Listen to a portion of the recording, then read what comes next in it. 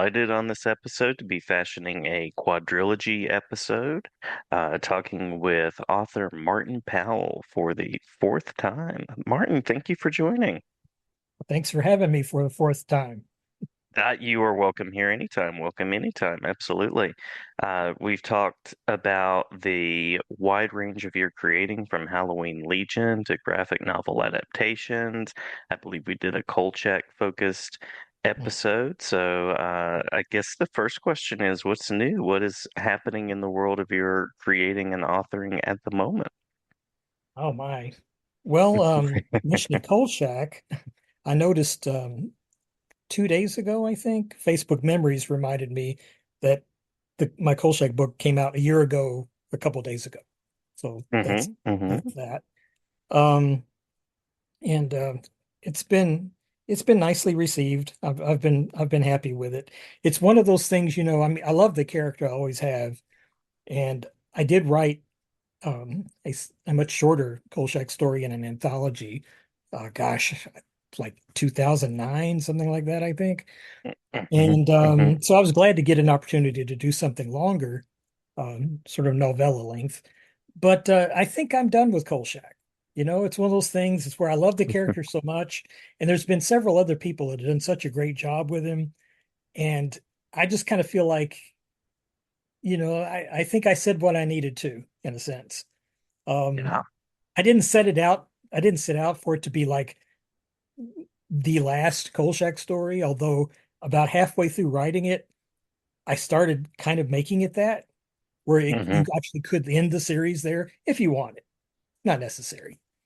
But yeah, it's one of those things where I was kind of surprised with myself because usually when a working writer like me has something come out and it's well received, you start thinking about a sequel before anyone asks about it because Hmm.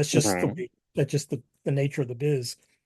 But in this case, I remember when I wrote the end for it, I kind of thought, I think this is where Carl and I should call it a day, and that be that. I like I said, I love writing him. It's so much fun putting yourself in Kolchak's shoes, or under his hat, whatever you want to think about. Um, Hmm.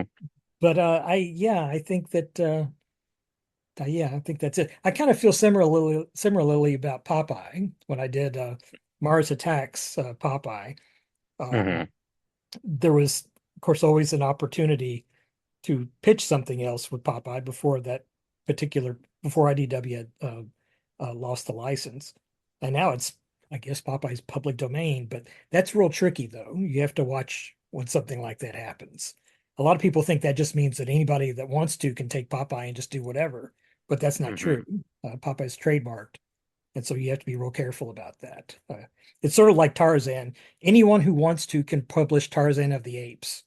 Anybody that wants to, as long as they publish it as Burroughs wrote it. But if you Hmm. want to write a new Tarzan book, you got to go through Edgar Rice Burroughs Incorporated and get their permission. And Yeah. it's always going to be that way. Burroughs was smart enough, he was canny enough that he did that way back in the 40s, 1940s. So Yeah. yeah, it's just sometimes you do something that, especially if you have a great deal of affection for it, like I do, Carl and the Sailor Man, where you Hmm. just kind of Hmm. feel like I think I've done what I wanted to with it. And with Popeye, I was surprised because it's something that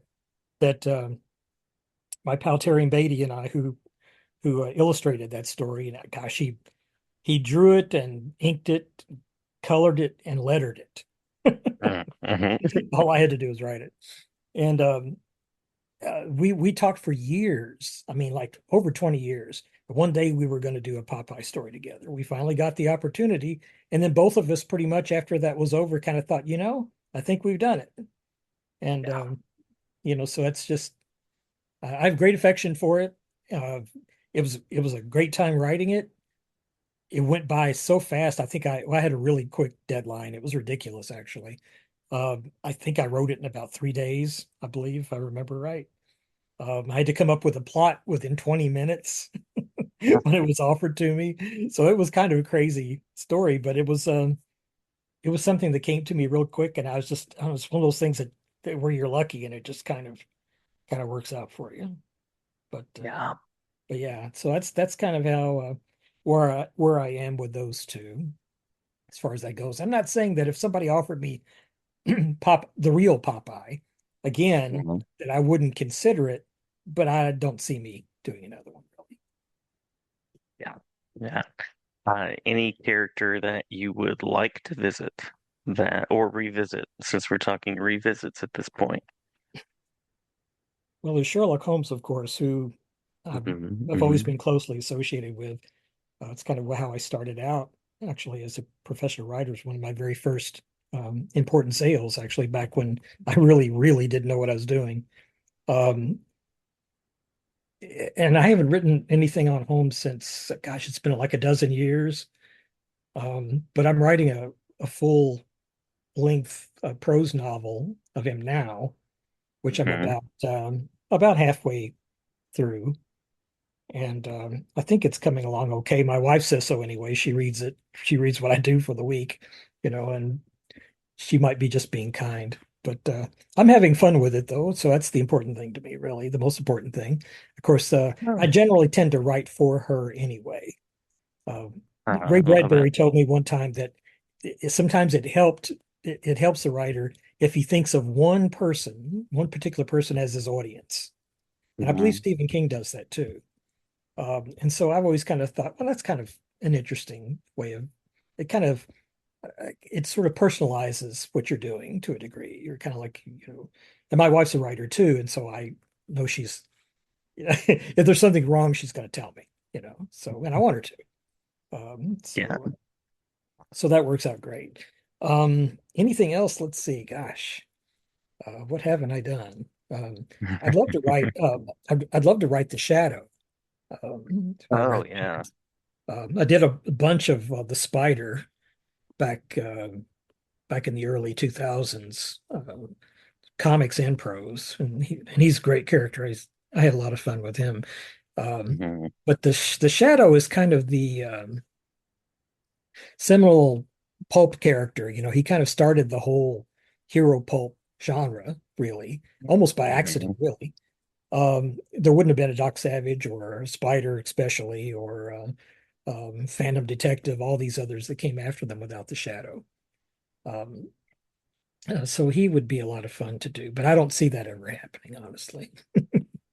Don't really think so. Um, I'm still writing weekly comic strips for Edgar Rice Burroughs Incorporated for their web comics. Hmm. Continuing on with Carson of Venus, and I think we're approaching 500 episodes, I believe. So that's been going on for about 12 years. Um, so doing that. I'm also doing writing Jane Porter Untamed, which is a concept that I came up with, which is Tarzan's Jane and her own adventure series. Um, that's all coming from me. It's not based on any of the books or anything. So Oh. that's been a lot. That's a lot of fun. And that's really all I've got going with. Well, I'm finishing up the War Chief for Edgar Rice Burroughs Incorporated too, which is Burroughs' Apache novels. He wrote two of them. Many people, including Burroughs himself, felt that that was his best work, and it Hmm. is really good. They're basically historical novels that he kind of inserts, as he put it, an Indian Tarzan. It's basically a Caucasian baby raised by the Apaches who thinks he's an Apache and basically is you know, in all intents and purposes. But that's coming to close after almost 12 years too. So that's fine. I'm finally Hmm. coming to the conclusion of it. It's just two books, but I've tried to give it as much. I saw it as this big panoramic Western when I first started doing it, and I didn't want to cramp it up in little tiny panels. And so we've really kind of taken our time with it. And I'm pretty pleased with how that's gone. But that will be probably concluding within the next few months. Then I'll just have the two that I'll be doing. But I'd like to finish um, as far as Carson of Venus goes, which is the first one I started doing for Edgar Rice Burroughs Incorporated. I've gone through there are five books, And right now I've started adapting the fourth, and I would like to do them all. So, because no one's done that before. In fact, I've gone Hmm. way farther with Carson than anybody else ever has. Um, so there's that. Um, I didn't realize until just a few months ago that apparently, at least according to Edgar Rice Burroughs Incorporated, I've written more Edgar Rice Burroughs characters than any other writer. That is quite a compliment. It happened by accident, I assure you. Something came up and I jumped on it. It's as simple as that. Um, Yeah. like I said, I'm a working writer. Um, so you're always looking for your next gig. Uh, but let's see what else. I've done Doc Savage, sort of. I wrote a Doc Hmm. Savage radio play for DocCon some years ago, um, that they asked me to do, and that was a lot of fun. Um, and that was kind of the same way. It's just a very short radio play. It was performed and supposedly recorded, but I've never heard it yet. But that was another one of those things where I got to the conclusion of it, and I kind of felt like, okay, I've done Doc Savage.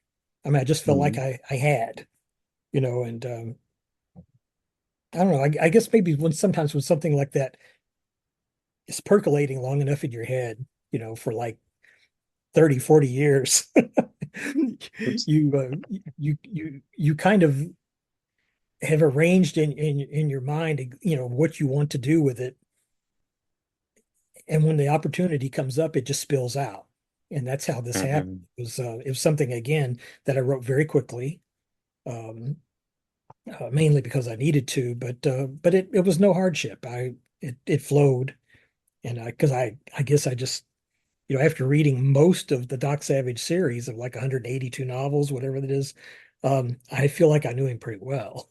So, I would say so. uh, so that's a lot of fun. I've written the Avenger as well, the pulp character, the Avenger.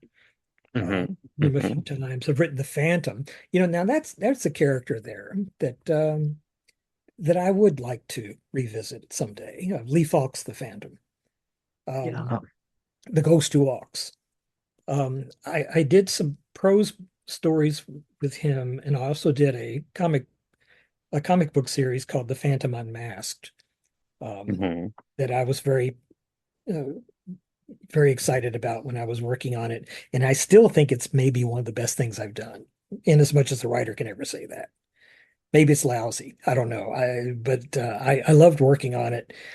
He was one of the very first comic book characters I ever recognized as a kid. My brothers had stacks and Hmm. stacks of the Gold Key comics, of the uh, of the Phantom, and I was intrigued by this guy in the purple costume. They have those beautiful painted covers, most of them I think by George Wilson, and and I was intrigued by this guy in a purple costume, with guns strapped on him, which thought was, wow, he's got guns even. Batman doesn't have guns, and riding a horse in a jungle with a wolf. And I just thought, what is this? What? What is this? And it really, but the newspaper we had at the time growing up, they never ran the Phantom. But I did occasionally get a hold of the Phantom comics, because for a while he was everywhere. Now, hardly anybody remembers him, it seems like, in this country anyway, but outside, like in Europe and in Australia, especially, he's the guy. He's Hmm. a friend of mine traveled to Melbourne recently and said that the Phantom was everywhere. He said, when you go into like grocery stores, they got those little machines where you put the quarter in and you get a gumball or something. Everything was Phantom. Phantom rings, Phantom, decals, Phantom tattoos, all this stuff was Phantom. So he's known the world over, especially in India too. I have a friend in India who lives in India who's a big, big Phantom fan. So he's everywhere, and The people Ghost Who really treat Walks. him. Yeah, yeah, he's everywhere. Well, old jungle saying the Phantom is many men, so That's right. but yeah, I would love to do something with him, um, provided, I mean, I'm not putting a hesitation on it for this reason, but I've always kind of felt, though, if I may slightly criticize the the long running series, that they have such a cool setup for Hmm. the Phantom passing, his uh, mantle down to various generations as the characters happen, that they're still the Phantom that's in the comic strips now is still the very same guy he was in the 30s, and his Hmm. kids still haven't really grown up yet.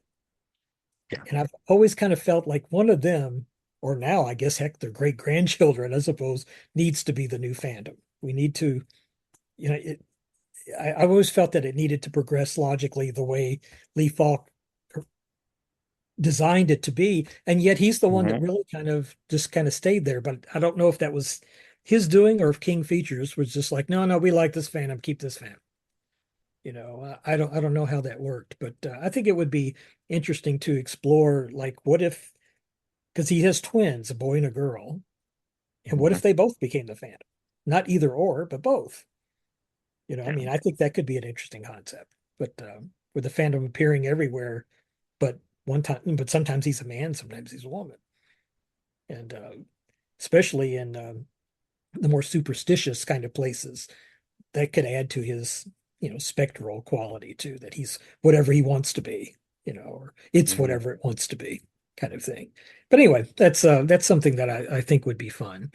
Um, but anything else? I don't know. I can't really at the moment think of anything.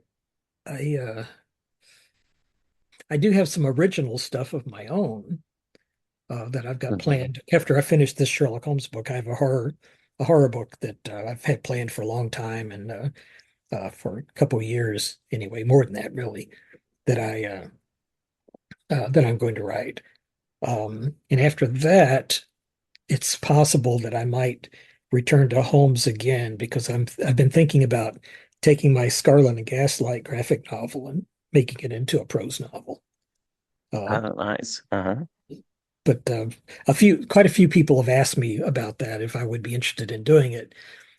No publishers really, but fans of the original graphic novel, and it's I could see where a lot could be done in prose with it, expanding the story and making it, I think, maybe a little more interesting. It's like when I wrote that, gosh, I was in my 20s, my early 20s, and I did it as an exercise for myself because I was trying to be, I was in my period of trying to be a professional writer, so I was writing up prose short stories every week, and sending them off to places like Twilight Zone magazine and other places like that that accepted that sort of fiction. And Hmm. hardly ever hearing back from anybody, hardly ever. I did this for 5 years and without missing a beat, really. I'm surprised. See, that shows you that there has to be something really wrong with you to pursue this as a profession and a career, because a lot of people would have just given up, and I understand that.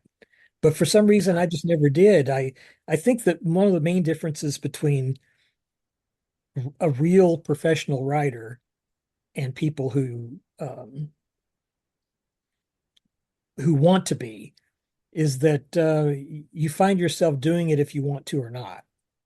Hmm. It doesn't have to be a paycheck attached to it, that you're doing it no matter what. And it's something that I've really kind of done since I was like in the second grade. So I think I would be doing it no matter what. And even if I'd never been published, I think I would probably have a file cabinet full of stories, hundreds of them. But I had managed to have a couple very short horror um, short anthology comic stories published, which was my first published comics work. And that kind of caught on, and I was asked to do another and another and another. And so I, I, I came up with Scarlet and Gaslight mainly to see if I could write a full length story. And at that particular time, mini series were the big thing. And so I thought, Hmm. well, I'll write this 4-issue miniseries of Sherlock Holmes and Dracula and see how that goes. And so I'd already written the entire first script for the first issue and had found an illustrator for it, a wonderful illustrator from Canada named Seppo Makinen. It's Finnish descent, and he was just perfect for it. And he did it up for me for free, and we kind of hung on to it for a while and pitched it to every major publisher that there was available at the time, and all of them turned it down. Mm, And then finally, another artist friend of mine and I were doing a trying to work up a pitch for a crime comic, and uh, and then Eternity Comics, which became Malibu Comics. They were located mm, in New York at the time. Um, he of the artist Dean Haspiel, he went there himself to the Eternity Comics and pitched The Verdict. That was the name of the series, and they liked it and they bought it. And mm, mm, and then the publisher he called me up, and I was really stunned, because I just thought, wow, that was easy. Wasn't even really trying. Um, Dean did all that, and he asked me. He said, "Well, he says the one thing that concerns me is, this pitch that you guys did with the sample pages. It's so short that I just wonder if you could do a full length story." And I said, "Well, I have something that's full length, like a full issue that's done. If you want to see it." And I went and Xeroxed it back in those days mm, and mailed it mm. to him. And he called me back a few days later. He said, "Oh, this is great. I want this too." And so that's how it happened. Nice. Um, Honestly, by the time I started writing the second issue of Scarlet and Gaslight, I started to realize I had kind of painted myself in a corner a couple of times because I didn't know what I was doing. I was Mm, often adding too many panels a page. I do think I pasted okay, but mostly by accident. Um, mm, and one of the rules of thumb that back in those days that it wasn't something that you would find written down anywhere for advice really, but it's just something that you noticed as if you were a big comic book reader, which I was, is that every if in the the better the better produced comics, the writer always had ended each page with a panel that made you want to turn the page. It mhm, didn't have to mhm, be something spectacular or anything, although sometimes it was. Just something to make you not want to stop there, you know. mm.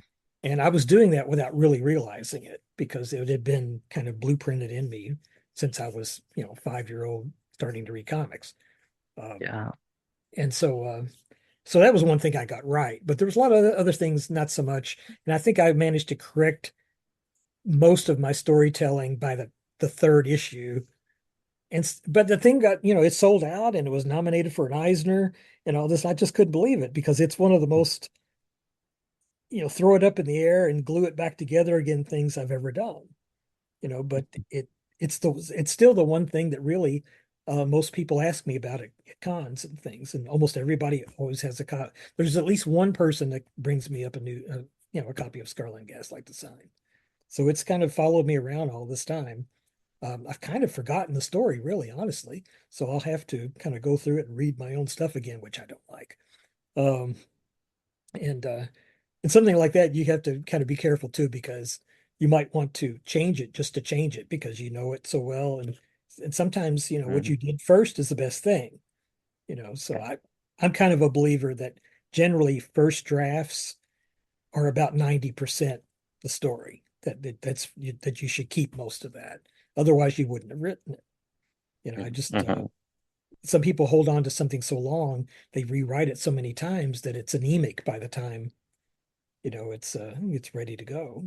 Um, so that's some things going on. Kind of a Nice. dizzying array, I know, but yeah, those kind of Well, things. I'm curious about how you visit these worlds in long range and how you kind of plan for that as far as telling, you said 500 uh, arcs or 500 segments of a story. How does one sustain the energy? Well, uh, it's kind of Lester Dent, who wrote most of the Doc Savage stories. Hmm. mentioned one time in an article when he was being interviewed that one of the ways that he kept from losing his place in his head when he was writing a Doc Savage book is he would stop in the middle of a sentence, like when he stopped for the day. He wouldn't finish Hmm. an idea, he would stop. And he said that way, he said everything would just kind of fall back in place. It's kind of like that to a degree. I write, I try to write for myself in as much as like what I would want to see, and something that would bring me back to it, that would Hmm. bring me back to it, so, and because I'm already bored with what I'm doing probably, so for me to keep up with the interest myself it's sometimes it's a challenge. um Sometimes you have to actually grab a hold of yourself and shake your lapels really hard, and say, look, the audience out there hasn't seen this stuff yet. This Hmm. is new Hmm. to them. It's gathering cobwebs in your head, but this is all new to them. So sometimes you need to trust them, Yeah. um, and just go with it that way. Um, but yeah, it's I get a lot of people ask me that, other writers too, and I don't know any other really explanation for it except it's the one thing I can do. And It you just mentioned the passion for it, doing it Yeah, whether you were paid or not. yeah, it's that's a real big part of it, and I think it's a big part um, of any aspect of the arts is what is exactly your motivation? Why are you doing this? Why did you first come to this? You Yeah. know, did you seek it out or did it call to you? What was it that that did this? That got a hold of you so strongly that you know, in the case of most artists that I know, whether they're writers, illustrators, dancers, actors, whatever, they sacrifice a lot for Hmm. this. I mean, they sacrifice a lot of times, um, like, a regular family life. Most of them, go without insurance and things like that. It's Hmm. something that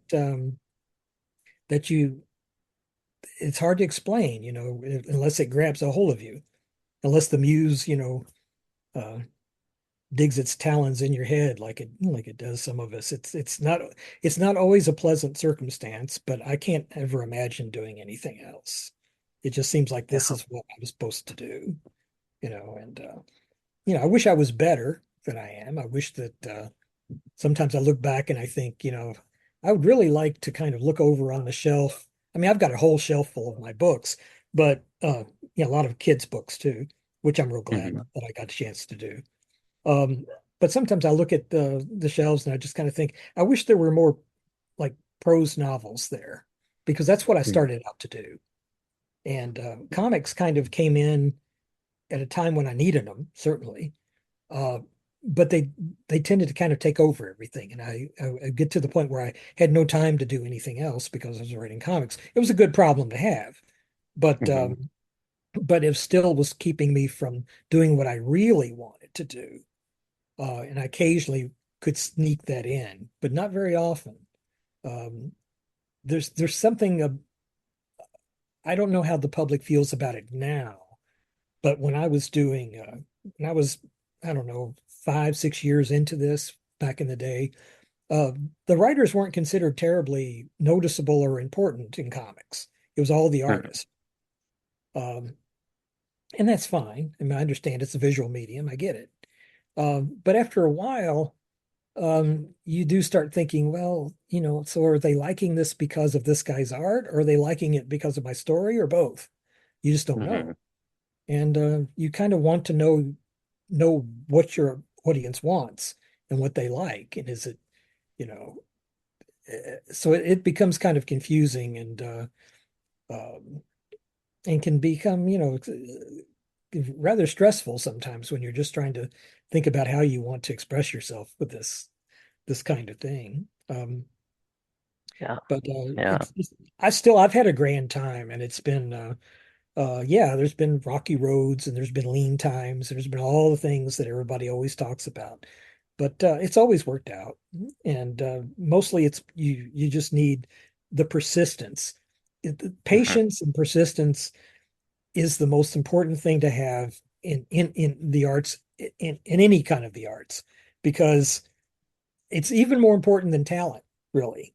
Because I'm sure everybody can think of a bad actor or a bad singer or a bad writer or a bad painter that are very successful. You know, Hmm. it's just something that happens. Um, but they're successful mainly because they kept at it and they were in the right place at the right time. And if you Yeah. don't keep at it, you won't be in that right place. You know, Hmm. it'll never Hmm. happen for you. You got to keep at it. Um, so yeah, I don't know. It's not really like a regret that I have, because I don't really regret any of it. I've looking back on it, all of it's been a great time. I've met some amazing people that I never thought I would ever meet or know, let alone be friends with. I mean, people that I, idolized when I was a kid, and Yeah. now they're like favorite uncles and things, Um, Yeah. but yeah, I mean, I'm pretty pleased with basically, how things have gone. I think they've gone the way I wanted them to. I'm particularly proud of the fact that I never really wanted to, um, once comics got to be where seemed to be where I was going to be, I never really wanted to do like Spider-Man and X-Men and things like that. I love those comics, but I felt that they were being done right, so right anyway, that I never really wanted to approach that. I mean, I've written Superman and Batman, and that's great because every fan wants to do that. But Hmm.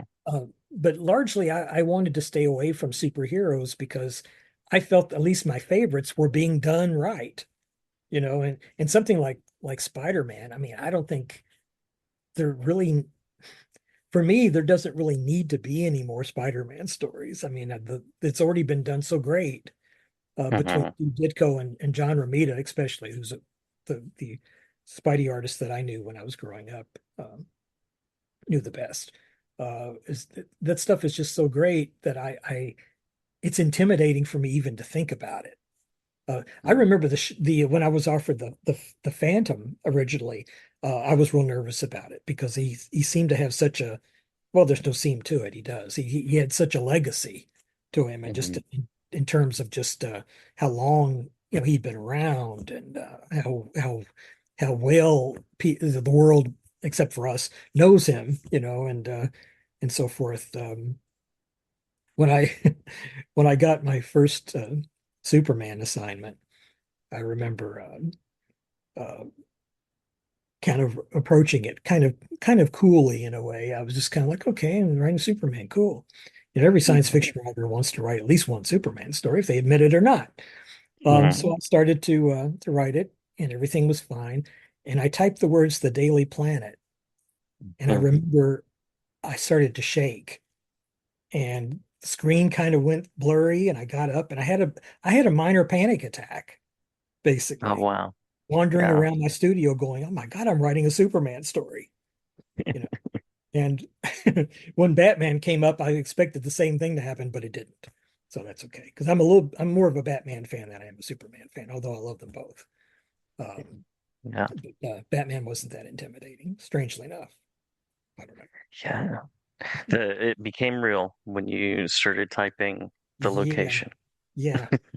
It, I mean, I'd already written out the plot and everything. I had that okayed by the editor and so forth, and that was no, I had no jitters there, but just the Hmm. usual, uh, heartache of thinking, what if they don't like it? Right. But but it wasn't until I actually started writing the story and typed the Daily Planet. That's what did it. Not Clark Kent, not Lois Lane, but the Daily Planet. Yeah. Got me right in the gut. Yeah. Yeah. You mentioned that you have a horror project in mind, so I'm wondering, anything that you keep in mind as you're creating worlds like that. Um, I'm real lucky about that one in particular because a lot of it is based on some actual history, Oh. in the area where I live. Anybody that Hmm. lives in this town will know some of what I'm writing about here. They'll have heard of it. Hmm. It's um, there's a lot of Florence in particular is one of the more uh, uh, I don't know what you would really call it, heavily haunted small towns in the South. Mhm. There was a lot of Civil War uh, events here that were pretty nightmarish actually, and grisly when you find out the real details of them. And there's a lot of places that are supposed to be haunted and so forth. So that's kind of what started me in on this, and then the characters just kind of all fell into place. It's basically kind of a um, a family drama um, Mhm. of this eccentric, cursed family that lives, uh, in this small town that are kind of uh, the leaders of the town in a sense. Um, but but everyone is rather wary of them. They're odd. Yeah. So, but yeah, it's something I've been thinking about it long enough to where I feel like I've it's a good thing because I fleshed it out in my head in a way that I probably um, wouldn't be as ready had I started writing it when I initially wanted to, which was about 3, 4 years ago. Mhm. Just didn't have time. It just didn't work out. I got uh, a cover artist to do up a cover for me, so that's ready to go and everything. Um, and it's made me feel guilty uh, in that regard that it's like, well, she still hasn't seen her painting on the cover of the book, um, but uh, but she will, and very soon. Um, so there's that. It's not quite it, it, it's going to be something of a similar nature as my Halloween Legion, except more for grown-ups. Ah, okay. So The spectral space that you live in. yeah, it's the Halloween Legion I always have kind of considered an all ages kind of story. It's not Mhm. really a kid's story, but it's all ages in as much as I don't know, something like Star Wars, for example, is an all ages story. It's not, you Mhm. wouldn't call Star Wars a kid's story, but it's fine for kids, and Yeah. there's nothing in it that I don't think would be bad for them. But so this is the Halloween Legion's kind of like that.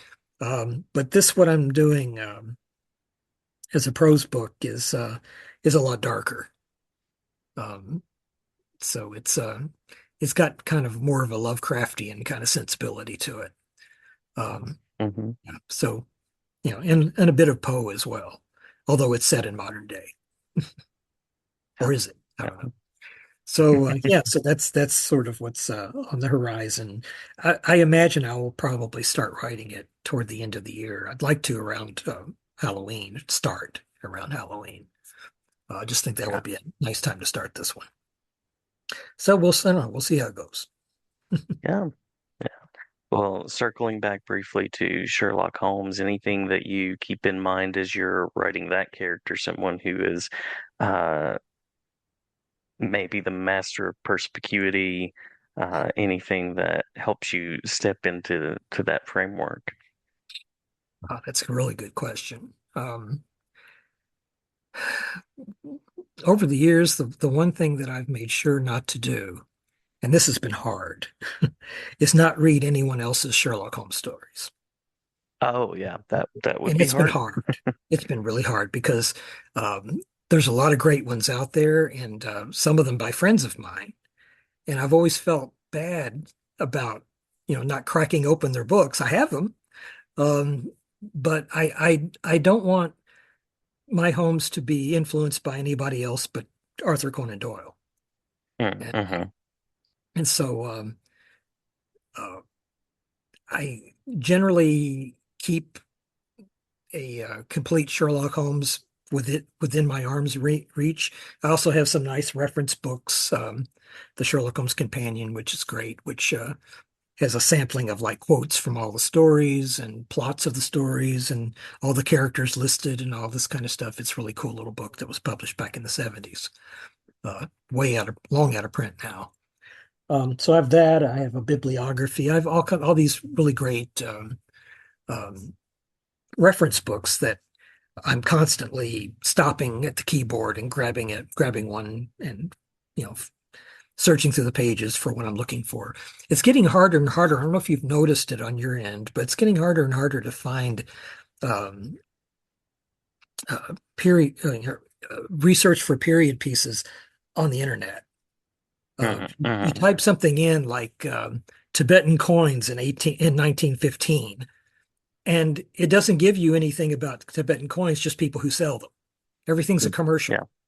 And you have Hmm. to go many, many pages on the screen into finally finding what you're looking for. Whereas it used to be that Wikipedia popped up right away. Not that that's necessarily great, but at least it was some information that you could start with.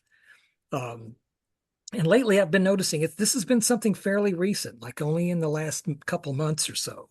I've noticed it's getting harder and harder to pin down an exact detail of something that you want to know, whereas before it wasn't that big a deal. Hmm. Companies that make Derringer pistols or whatever, well, it used to be that that would pop right up, but not now. Now you're going to be taken to like a gun emporium or eBay or something. Yeah, Yeah. yeah, yeah, exactly. So, and if you type anything in about Sherlock Holmes, all you get is a bunch of Benedict Cumberbatch Oh, stuff, hmm. So not that there's anything wrong with that, but it's not what I'm looking Right. for. We love Benedict, absolutely. But yeah. Yeah, so it's better to trust real books, I think, especially ones that were published decades ago, when Yeah. it seems like things were a lot were there was a lot more uh, careful control over that kind of thing, where you don't see, you know, typos every other page like you do now with new books from reputable publishers. Uh, Hmm. yeah, Hmm. and it's just getting harder and harder to find that kind of thing.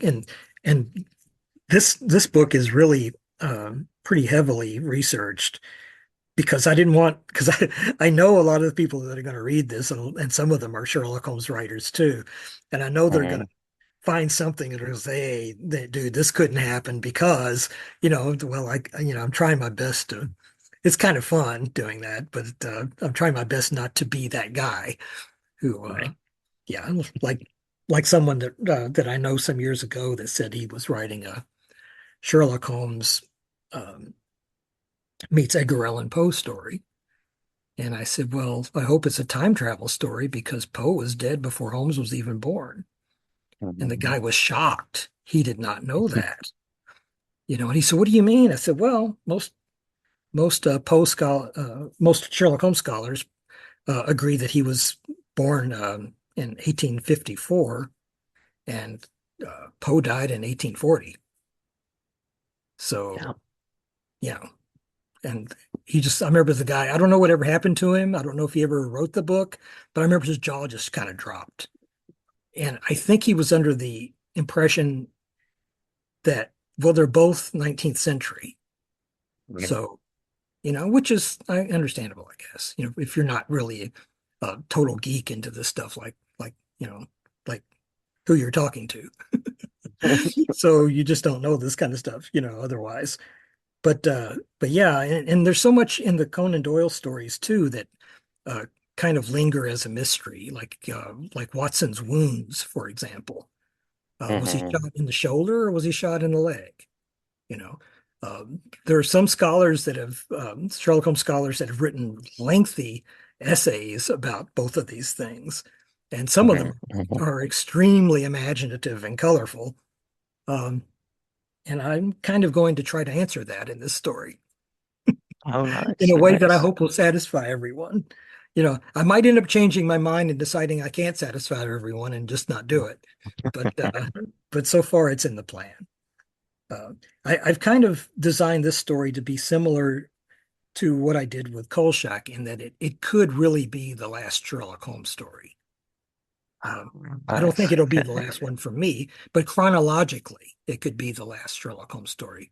It's um, it's set in 1915 during the Great War.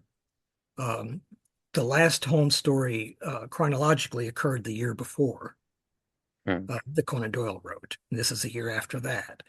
So he had already retired by the time of, I think he retired when he was 49 years old, if I remember right. Oh, So he wow. retired young. Uh, Hmm. and so in 18, or rather 1914, I think he was 60. Um, I believe Conan Doyle even names him as being 60, if I remember right. That's where his birth date, the year he was born, comes from.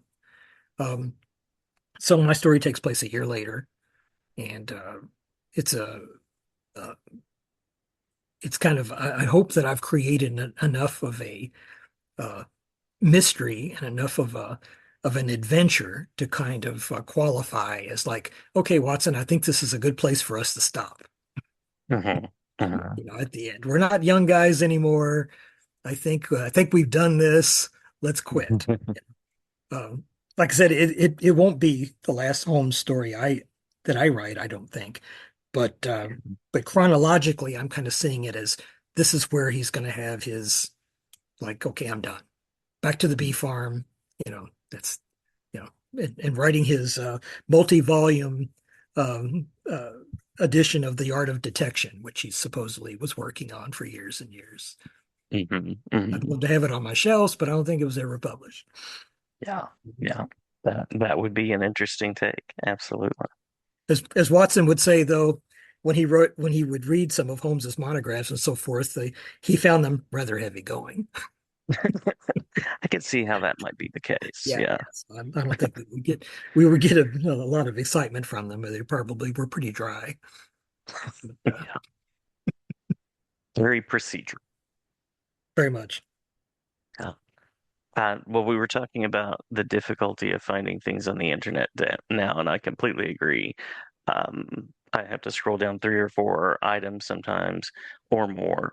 If someone out there is looking for you on the internet to see more about your work, any spaces that you would recommend that they go? Oh my. Um, well, I guess I mean I still show up on Amazon. Mhm. Um, I mean I'm gosh, I haven't Googled myself in forever. It always seems to be somehow kind of, like you're violating yourself by Googling yourself. But Right, right. um, yeah, Amazon is probably the best place to go because they still carry all my books. Last I looked, including my kids' books, even the ones that are supposedly kind of out of print, they're not really out of print because I find them all the time. The publisher may say they're out of print, but Mhm. I still am able to find them. Um, so they're still all over the place. But yeah, it's the best place, I guess, for me. It's just, of course, there's a couple other Martin Powells, though. There's a British rock musician, and uh, Mhm. and I think another British fellow who's a doctor, a surgeon. So there's that. So I do sometimes uh, get their private messages on Facebook, which is interesting. It's like, I don't know how much more I can design my Facebook to show that I'm not a rocker or a scientist. I just play one in the funny papers, so, That's right. That's right. so but yeah, that's probably the best place. Have we missed anything that you want to make sure to include before we close out? Oh, let me think. Um, I don't think so, really. Uh, it's always been something me whenever I'm talking about myself, which is not really something that I'm real comfortable with usually. I uh, I I get kind of muddled, like I haven't done anything, and I'm sitting here in my uh, rather bizarre studio, looking at all kinds of things, looking at me, and I'm looking over there at my bookshelf that's full of my own books, and yeah, I've done a lot, but Mhm. somehow when I really think about it, I can only think of like about a half a dozen different projects that really have kind of stuck in my head. I almost every show that I do, every con that I do, somebody tosses something on my table for me to sign, and I'm like, I didn't do that's not one of mine, but it is. So I guess there's only so much you can remember Yeah. what you're doing, but yeah, it's like the kids' books. There's several kids' books that always surprise me that I did them that show up because I wrote like 30 some odd kids' books, and I remember pretty clearly writing about seven of them. You know, um, they're just not in my head anymore. I don't know. They don't really need to be, so I guess that's why they're not. But I can still remember the very earliest things that I ever wrote, like Scarlet and Gaslight and my Frankenstein graphic novel that I did. Both those were very early works for me, and I still Hmm. remember like you know practically every day that I worked on those, um, Yeah. and what was going on in my life at the time and so forth. Those are etched in there forever. But what I wrote 2 years ago, not so much. There's only so much real estate, and it sounds like there are always ideas cropping up. Yeah, there's things that I mean, I've been lucky enough too, and I've always wanted to stress this, that I've been lucky enough that I've everything that I've ever written, even the real commercial stuff that wasn't my idea, and I was just kind of lucky to grab the gig. Uh, Hmm. that I've enjoyed all of it, and there's only been one project ever that I did not like, that I worked on and detested working on it, and that's one of the ones I remember real well, by the way. Like the bad taste in the mouth. Yeah, it is. Yeah. But so I'm really lucky. I mean, I can't think of another writer friend. I know lots of writers, and I can't think of one of them that could say that there was just one thing that they ever did that they hated. Yeah. So I'm really lucky there. But part of it is you need to make whatever it is you're working on, especially when it's something that's not your own and like a not a creator owned thing, but work for hire kind of situation. You got to figure out a way of making it your own in your heart. Otherwise it's just not going to get you anywhere. You have to want to do it, and if it's successful, they're going to want you to do another one, so you better be ready to. Hmm. Um, if this is what you want to do. I mean, it's a little different being a working writer than it is um, someone who, let's say, works as maybe as a college professor or something and is writing in their part time. Um, like some grand book that I could never even imagine. Um, Hmm. that's wonderful. But if you're trying to support yourself as a writer, you have to be ready to write at all times. And I mean at all Yeah. times. You know, you can't think about holidays, you can't think about weekends, things like that. You got to hope that you have something. You're always thinking 6 months ahead at least. Um, Mhm. Yeah, so it's just something that you got to do, and if that doesn't sound like your bag, then this is not for you, I guess. Do it as a hobby or do it in your spare time, and that's great too. Lots of great things have come out of books have come out that way, especially the more scholarly things. The guys like you, for example, can Hmm. write Hmm. much better than somebody like me, and really have time to craft it and really make something out of it rather than we want it next week, kind of Right. thing. So yeah, so it's um it's it can be a crazy business, but I've got to the point now where I can really thankfully that I can really pick and choose what I want, you know. This is a good thing. It only took me about 30 years to get there, but I finally can. I can finally say, if I want to do this thing or not. And so Yeah. anything I'm working on right now, you know that I really, really want to do it. There's a lot of things that I've been offered in the last year or so. All of them are great, and I would love to, especially me 5 years ago would have been all over them.